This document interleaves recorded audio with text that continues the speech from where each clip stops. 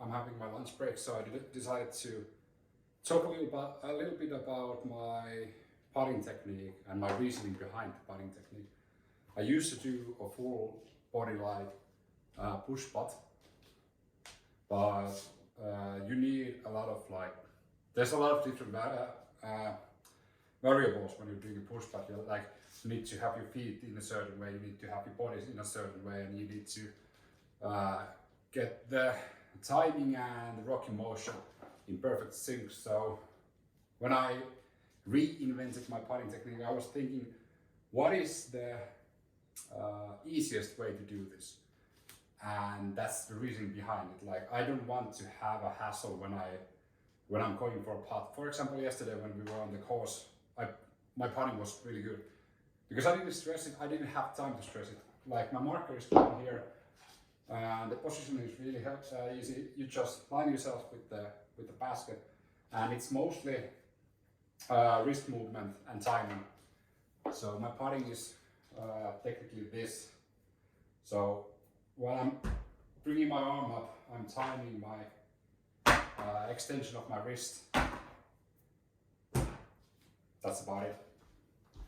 You don't need to move your body that much. You don't need to do all this other acrobatic movement. That I figured out would be the easiest way. Of course, I have a long way to go because, well, I've only done like 300, 400 putts this way, and I need to do thousands of them. So it's going to take a while for me to fully adjust to this new putting technique. But at the moment, it's working for me because it's more easy to do.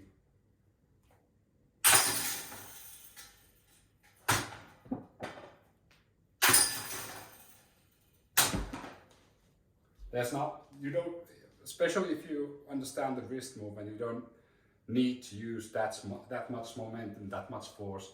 It's actually pretty natural and an easy movement to do. And you can get quite a lot of distance with it too. Well, this is 6 meters to the basket, so this isn't much. But as you can see, it doesn't take me that much power to get the disc to fly the distance. Because you put so much spin on the disc, it just glides through the air. If you time it right. If you time it right, it just glides through the air. With really no effort at all. With really no effort whatsoever. But yeah, let's see. Yeah, it's probably going to get up. So now, and I overdid it. That's how easy it is to overdo it. And the movement was the same, the timing was a little off.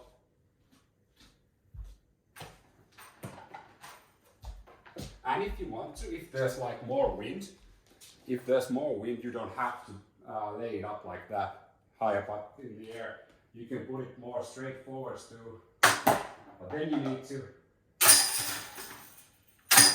to flick your wrist a little bit more. If you want it to go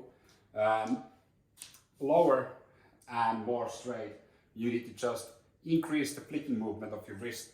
But if you want to lob it, let's show one of those. So if you want to lob the disc, for example, there's no wind in this environment and there's obstacles, you can just lob the disc like that, and it works the same.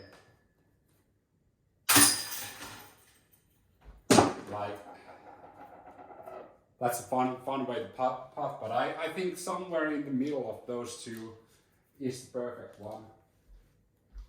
And of course, if we're going further back, let's say 20 meters, then you might need to lob it because you need to try and flex it. So you need to lob it and make it in a hand turnover, like Anheuser to Heiser. So then you might want to lob it and don't want to yank it, because if you miss, it's gonna be 10 to 15 meters on the other side, and that's not good.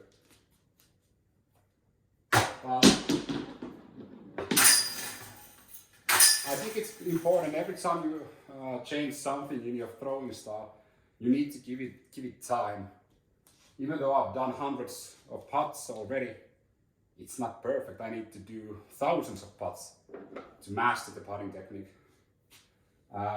Same goes for the tee throws, same goes for the scramble pace, the sidearm throws, everything, hyzer shots, unhyzer shots, everything needs repetitions.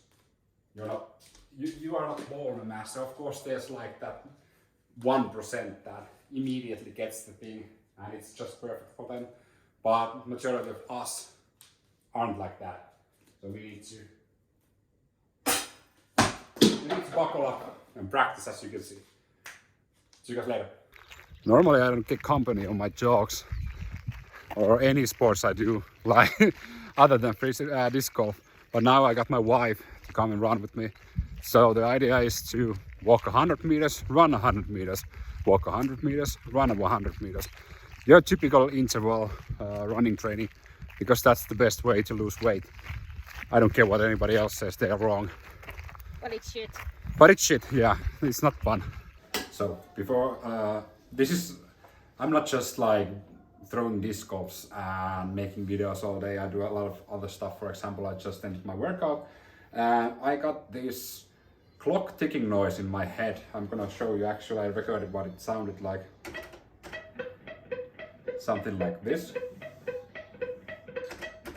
It was ringing in my head when I was running and when I was working out. So because I'm also quite musical, I want to try and make that musical, if that makes any sense. So I came up with this. This is the code name for this is, well, time or clock. I haven't decided yet. So I think I need to turn up the volume a bit. So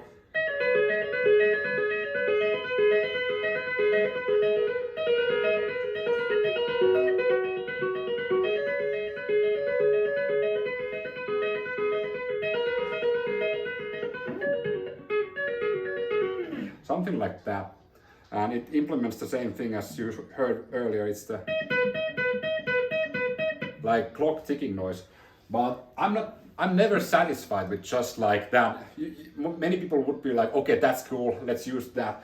I want to challenge your ears and your brains when I write music. So what I normally do is I try to twist your mind of thinking something else, like taking you somewhere you're comfortable and all of a sudden pull the rug out of your feet musically. And you will hear that when I implement the metronome. So it's 101 beats per minute. It's just your average 4/4 bar, 8/8 if you want to count 8 notes. So you can hear the solid beat. And the clock will be going 8 notes, so it's gonna be 1, 2, 3, 4, 5, 6, 7, 8, 1, 2, 3, 4, 5, 6, 7, 8. But when I implement the rest of the notes, the ghost notes, you will all of a sudden lose track of where the beat is. And if you try to find the beat, it will disorientate you even more. So let's add everything else.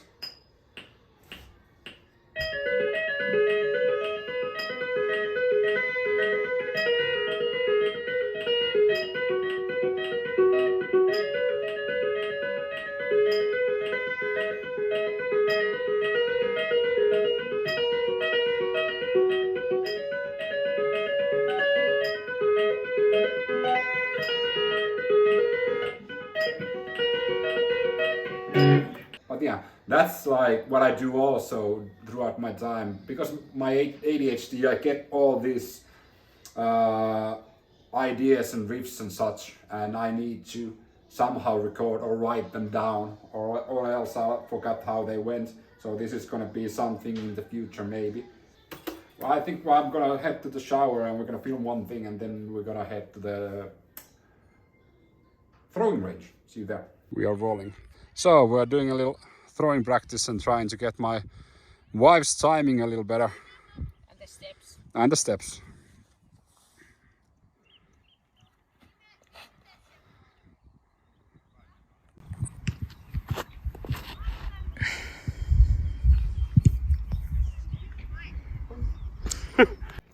So what we're doing is we're trying to figure out what my wife is doing wrong. Well, not figure out what my wife is doing wrong, trying to fix it and figuring out what I am doing wrong. Yeah, and fixing that, of course. So apparently we have a problem here. Yeah, that's what I said. So, my deduction skills are saying that I'm throwing nose up. And I need to see it on film, what I'm doing wrong, and what's causing it.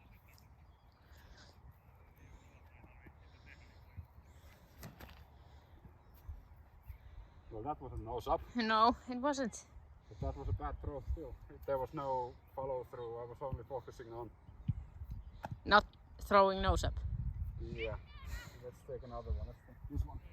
This doesn't give any chances. If I throw nose up, it's gonna just stall.